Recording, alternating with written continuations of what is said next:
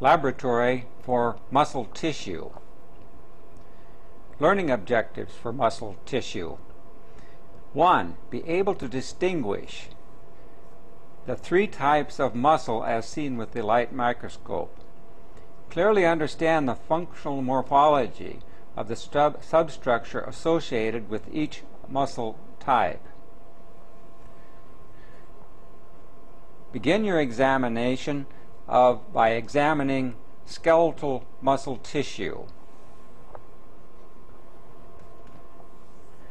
The specimen shown in the field of view, as viewed through the medium powered objective, is a longitudinal cut through limb skeletal muscle.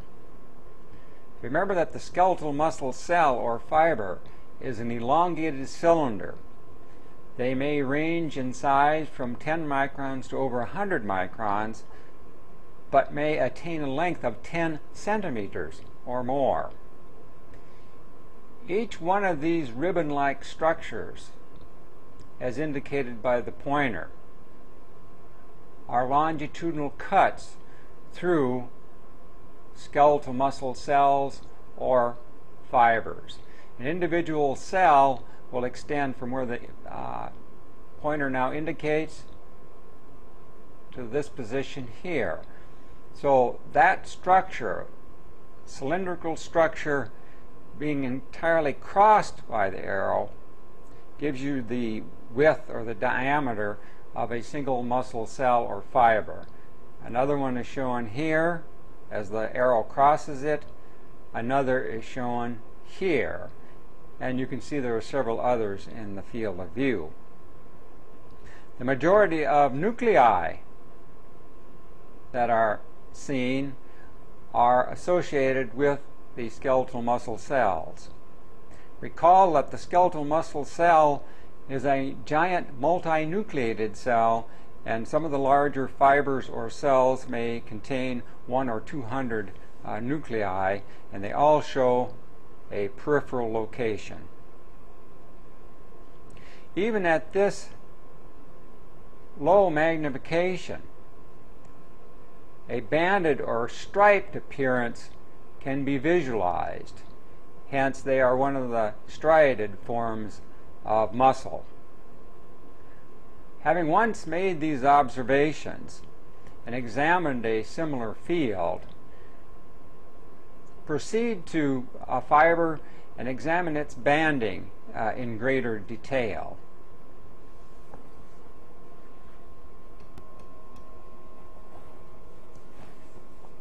The same preparation as viewed at increased magnification. The muscle fiber or cell extends from where the arrow indicates to here. An adjacent one extends from here to this particular point. The next one from here to here, and so on and so forth. One can make out just a little bit better with the fine focus the striped or banded appearance. This particular dye is staining the fibers in the background a light blue, but a similar pattern will be seen with the hematoxylin and eosin preparation. The nuclei shown at the tip of the pointer are those associated with the muscle fibers, and you can see they lie within the plasma membrane or the sarcolemma in this particular case. Another nucleus is shown here. So one must focus through these fibers on occasion to both see the banding and see the position of the nuclei. So even though these nuclei appear a little bit more central, though they are along the periphery, you may find some located here. You're simply looking at the outer surface of the cylinder and seeing some of these nuclei and a grazing cut. Small dense nuclei that lie between fibers are, of course, fibroblast nuclei usually. Here we can see a nucleus that looks like it's a little more central in the fiber, but it's just lying on the circumference around the skeletal muscle cells. Two additional nuclei of skeletal muscle are shown here, whereas these small dense ones that lie between fibers are most likely fibroblasts, or on occasion may be endothelial cells, as this is quite a vascular tissue. If a preparation is available, an iron hematoxylin preparation, examine it for these bands as well.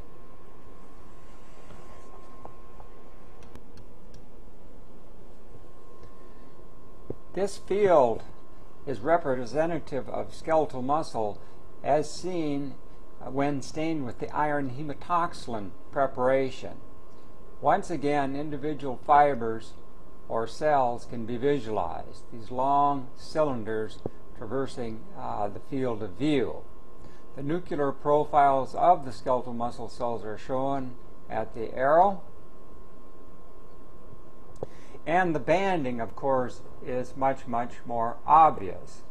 Pick a cylinder or a cell and look at the banding in detail.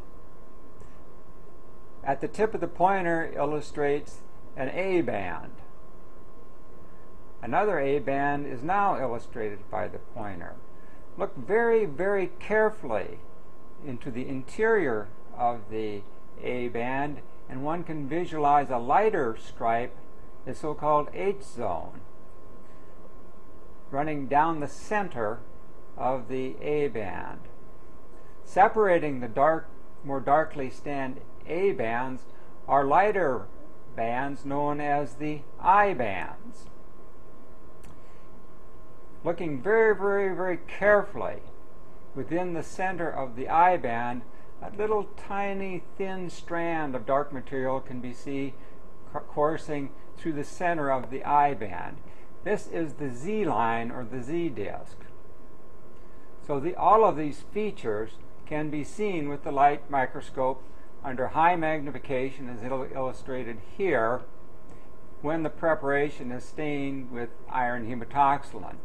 The A bands being bisected by the H zone, and the I bands, which too are bisected but by a Z line. And remember, the distance between two Z lines from here to here, as illustrated by the pointer, is that functional unit known as a sarcomere. So all of these elements that have been discussed theoretically can actually be visualized with the light microscope when the appropriate staining mechanism is used. In hematoxylin eosin preparations, only the A and I bands can be discerned.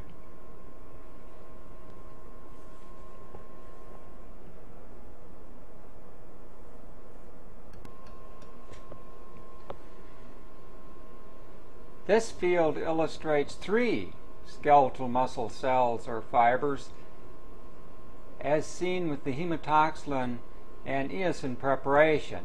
This particular tissue was taken from the lip and does show from the orbicularis oris muscle, and shows 3 muscle fibers, one indicated here, one indicated here, with a more typical nuclear profile for muscle as shown here than in the specialized preparations where it really couldn't be visualized very well. These are additional skeletal muscle cell nuclei. So this is a pretty typical profile of a nucleus from skeletal muscle. Very careful observation, one can see the banding, usually A and I banding only, but in this particular case we are getting a remnant showing through of the little Z line bisecting the I band, so that can be visualized in this particular preparation. This is more or less a typical view of skeletal muscle cells appear when viewed in a hematoxylin eosin preparation at high magnification.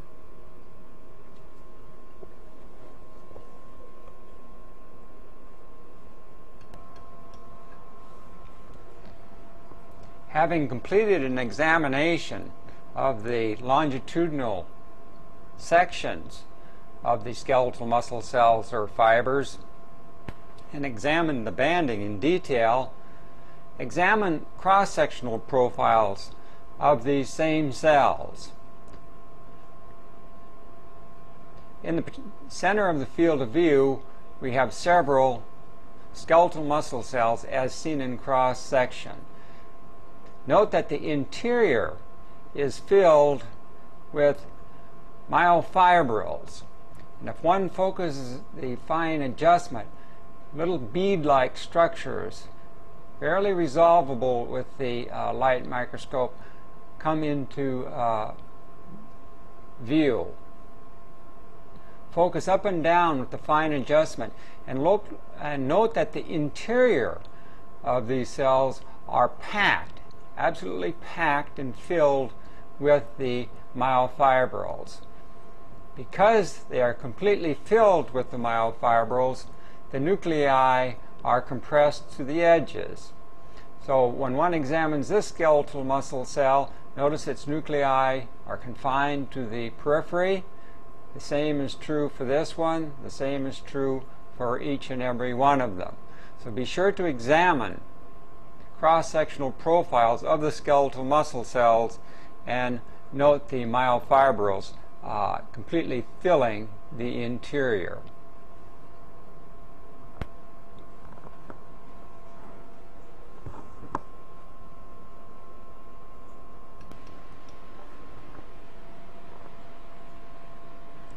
This is a special preparation illustrating a motor end plate. The skeletal muscle fibers, again, are excellently illustrated. Long cylindrical units. Close observation, one can make out multi-nuclei showing through the cell. The nerve fiber courses across the field, as illustrated by the arrow. And note that each cell is innervated by a motor end plate. The little plate being shown at the tip of the arrow. Another is shown here, another here, and another here. Let's trace this nerve fiber to close to its termination, and you can see the size of this particular motor unit as it gives off more and more motor end plates, each cell receiving direct innervation. Another motor end plate there, one here, and as one courses to near its termination.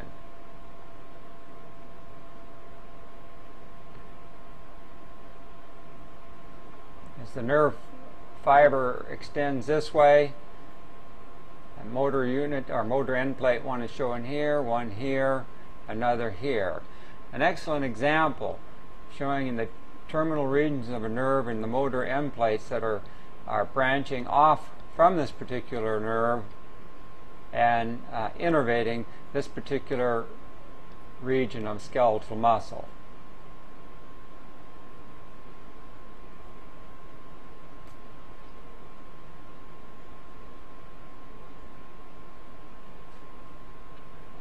So this is a special preparation showing several motor end plates coming off this very large motor nerve coursing across the field.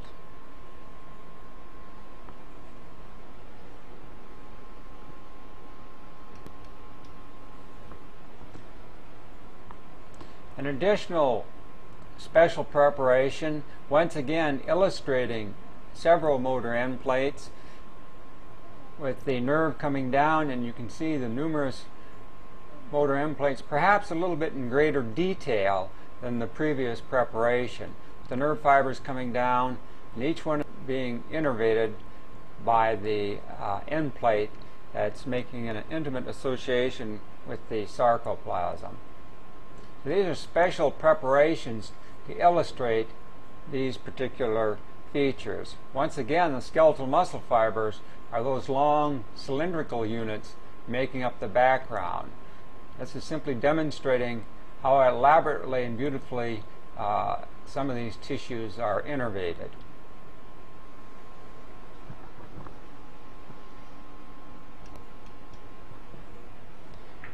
The motor end plates associated with skeletal muscle as seen at increased magnification of these special preparations.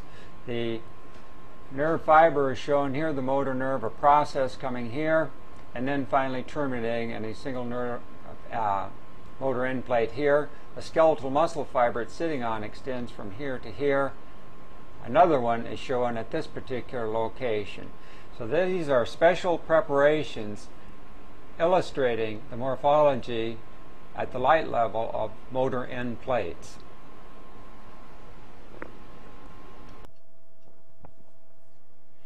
This is a transmission electron micrograph of a portion of a skeletal muscle cell. What's shown in the field are closely packed myofibrils. This is a myofibril as indicated by the arrow, the structure here. Another is shown here, which is crossed by the arrow. Another one is shown here as crossed by the arrow. And then one that's more easily discerned lying at this location that's out of register with the two adjacent myofibrils just above it. Note that each of these myofibrils has a banded pattern associated with it. This structure here is the light or the I band as indicated by the arrow. It is bisected or crossed by the Z line as shown at the arrow. This particular dark band here is the A band. At its center one sees the H band, sort of a light area as indicated by the arrow, and then through its center, that is the center of this H band, one can see a very dense line. This is the M line as now indicated by the tip of the arrow. So each one of these myofibrils exhibits this banded appearance. A band, I band, A band, I band. Each I band being crossed by the Z line, and each A band showing two structures at its center, the so-called H band or H zone, and it is at its center is this M line. The distance between two of the Z lines is referred to as the sarcomere. So this is a series of myofibrils within a skeletal muscle cell.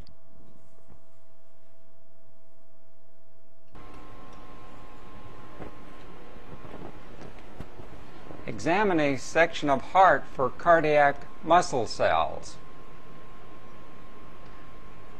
And cardiac muscle cells are shown in the field of view at high magnification. This is sort of the length of a typical cardiac muscle cell shown in this particular field. These are quite a bit smaller cell than the skeletal muscle cell, ranging probably 50 microns wide and maybe 100 or so long.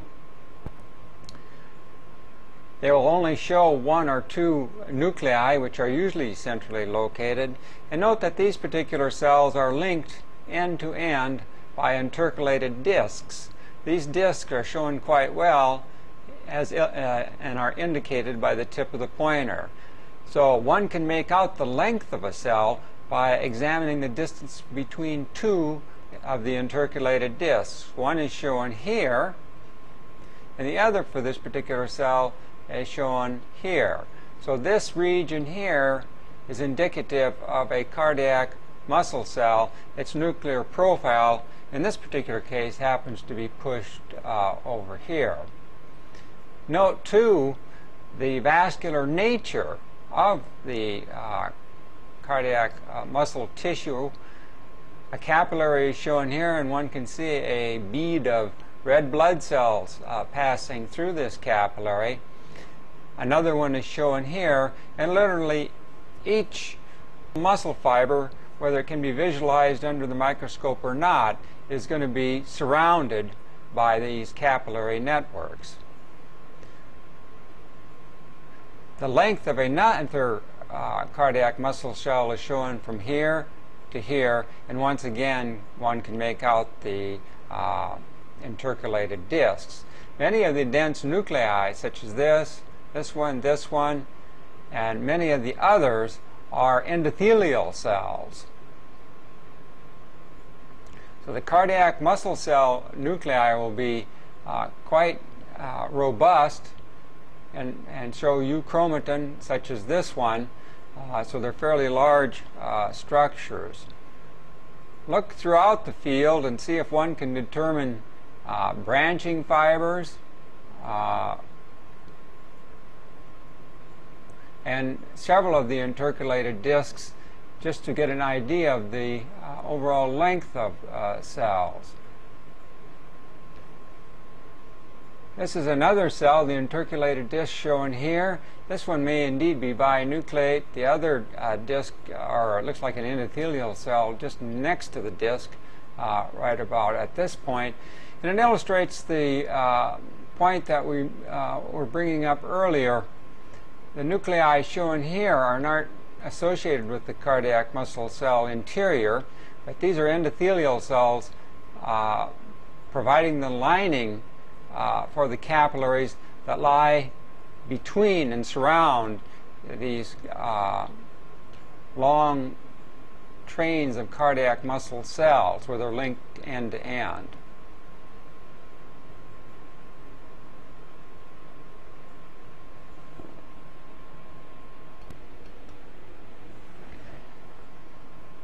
This particular field shows an additional cardiac muscle cell shown in the center of the field. The intercalated disc is located at the arrow. The cell extends down this far, and you can see a branch, an intercalated disc. The rest of the cytoplasm is coursing in this direction, and the intercalated disc can just barely be made out at the far end, lying at about this position here. So this fiber actually splits a little bit. And this branching pattern is fairly common when looking at the cardiac muscle cells.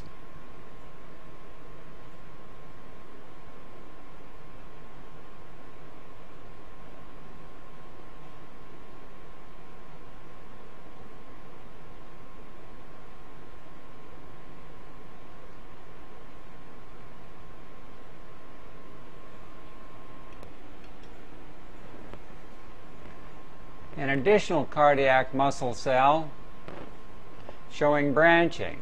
The cell ends or joins another approximately there, where the arrow indicates, is indicated by the intercalated discs. The cell itself then traverses this way. Here it's its nuclear profile. A branch goes this way, forming an intercalated disc. Another goes in this direction, also united to an adjacent cell by an intercalated disc. Note too, one can, even at this relatively medium magnification, the banding pattern of the myofibrils can be discerned in some of these preparations.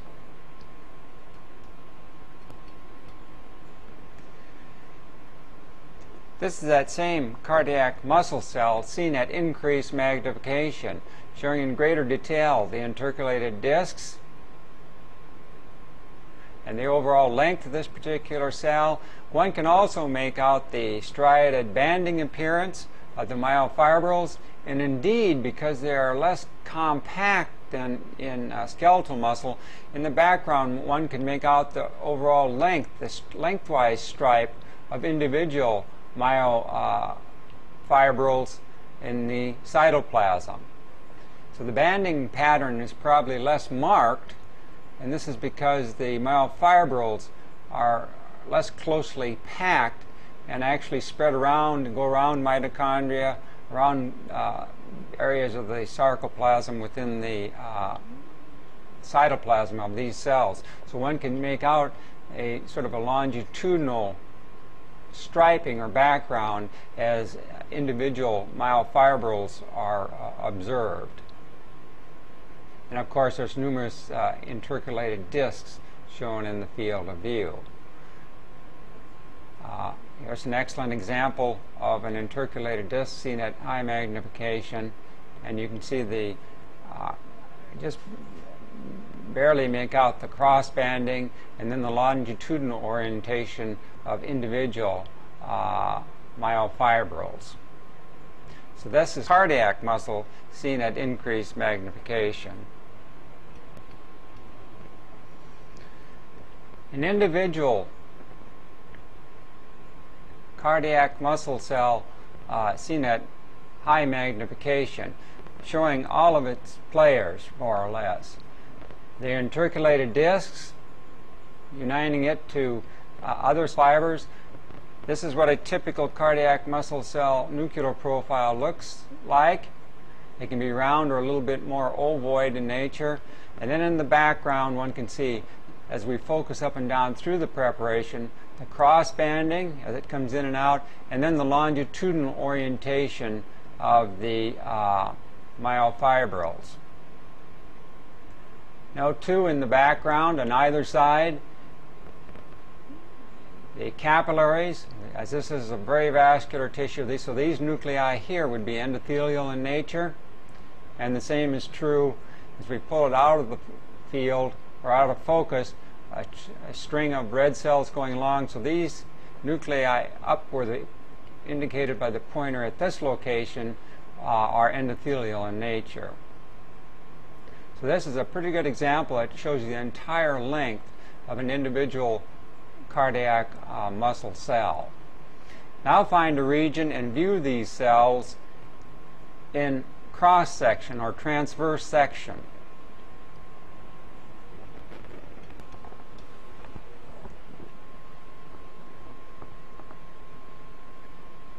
This field represents several cross-sectional profiles of cardiac muscle.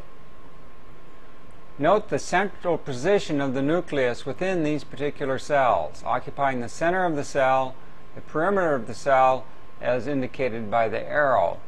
Notice that in the background, this sort of pebbled appearance to the surrounding cytoplasm. Once again, these irregularities are due to myofibrils coming out at the viewer.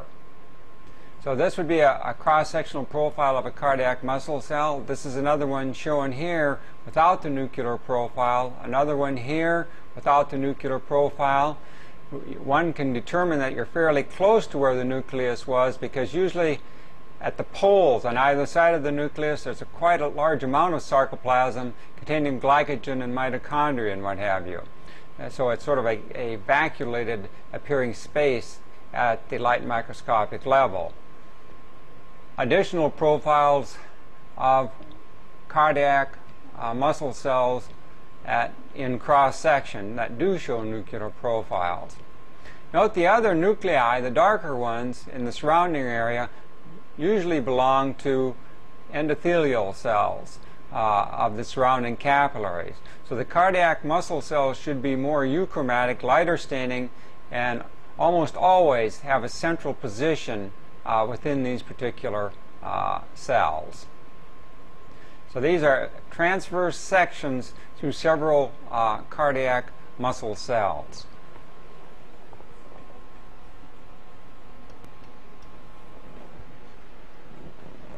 A region of smooth muscle from the gut wall.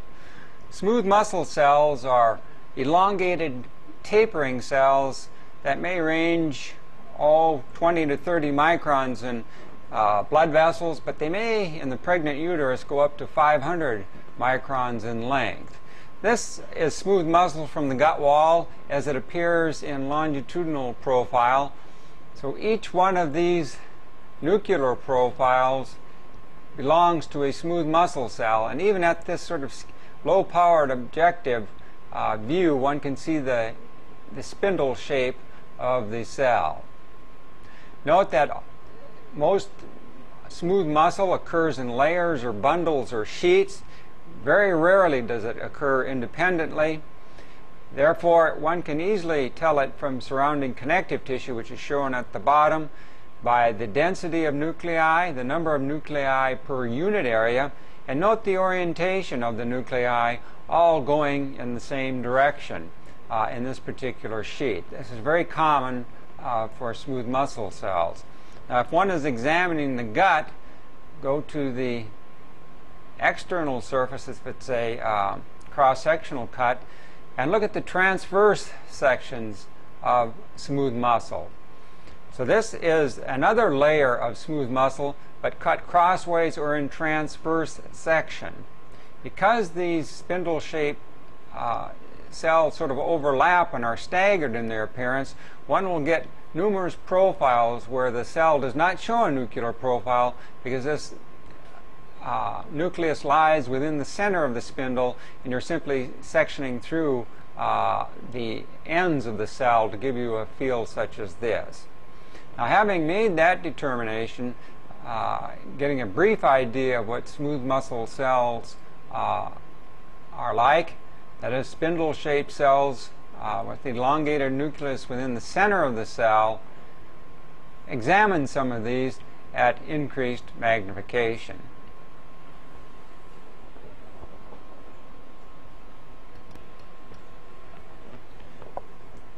Smooth muscle from the gut wall as seen at increased magnification. The nuclei of the muscle cells are very, very obvious in this particular preparation, and due to a slight separation, the elongated nature of the cytoplasm of these spindle-shaped cells can also be seen, though not to their termination. So this is what typical smooth muscle appears as: elongated spindle-type cells or shaped cells with the central nucleus, always occurring in sheets, and the nuclei in that sheet orientated within the same direction. It's a feature you don't see in the connective tissue, as well as the density of nuclei per unit area. This is a section that's typically what a cross-sectional profile of smooth muscle looks like. So you see numerous areas that don't show a nucleus, as we mentioned before. This is a typical smooth muscle cell here with its centrally positioned nucleus, and the cytoplasm would go out perhaps about that far, as indicated by the arrow. Here's another very good example of the central nucleus. It's cut through the heart of the cell, and this would be the surrounding perimeter of this particular smooth muscle cell as seen in cross-section. So examine several fields comparing both cross-sectional profiles and longitudinal profiles, and having done so, compare and contrast it to the orientation of cells and the staining characteristics and other features that one would encounter in connective tissue.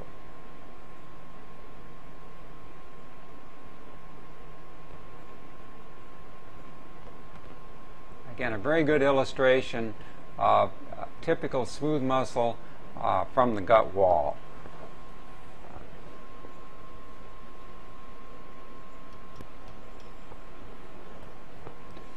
An additional place to examine smooth muscle where it occurs in abundance is in the walls of blood vessels, particularly on the arterial side. So arteries, all the way from the aorta down to the smallest arteriole, the middle part or media of its wall is going to be made up of consecutive layers of smooth muscle. So this is another excellent place to examine smooth muscle as a tissue, and an example of that is that this small artery is shown in the field of view. So this region here, this donut surrounding the lumen filled with erythrocytes and leukocytes, is this media composed of smooth muscle cell as indicated by the arrow. Notice again their orientation, the staining characteristics as compared to surrounding connective tissue, making them easily making it easy to distinguish one from the other.